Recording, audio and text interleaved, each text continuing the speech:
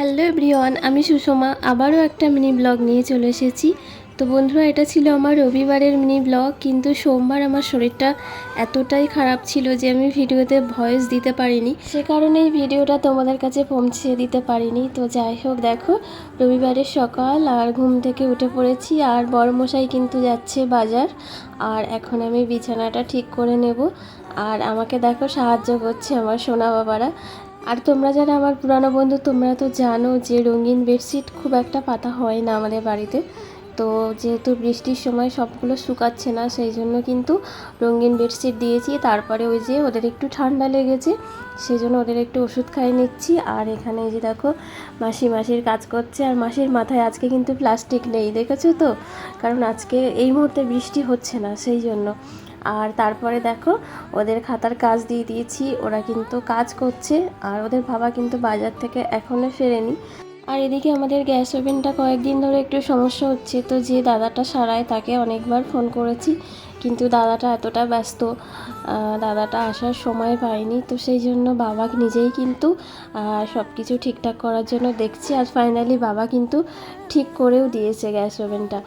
আর এর মধ্যে কিন্তু বর্মশাই চলে এসছে বাজার থেকে, আর আমাদের না এখনও রান্নাই হয়নি, অনেকটা কিন্তু বেলা হয়ে গেছিলো।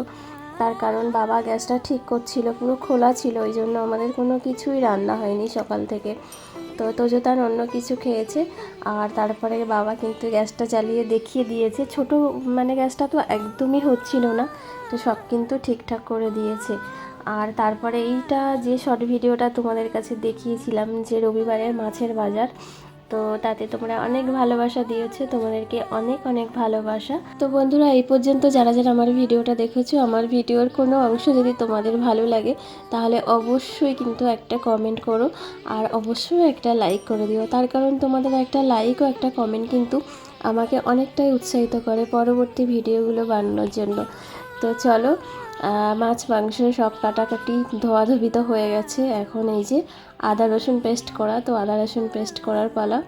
তো তারপরে রান্না বান্না আর দেখালাম না, চলে এসেছি একদম বিকালবেলা।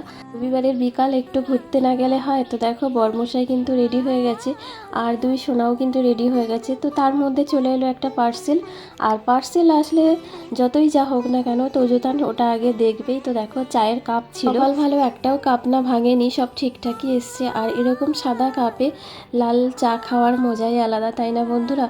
তো তারপরে দেখো তোজো আর তান কিন্তু বেরিয়ে গেছে। তোজো তান কিন্তু ওদের ঠাকুরদা ঠাম্মার সাথে যাচ্ছে, আর আমরাও বেরোলাম। তো দেখো তারপরে চলে এসেছি একবারে রাতে, খাওয়া দাওয়া সেরে বিছানার চাদরটা আবার চেঞ্জ করে নিলাম, এবার ঘুমিয়ে পড়বো। সবাই খুব ভালো থেকো, দেখা হচ্ছে পরের ভিডিওতে।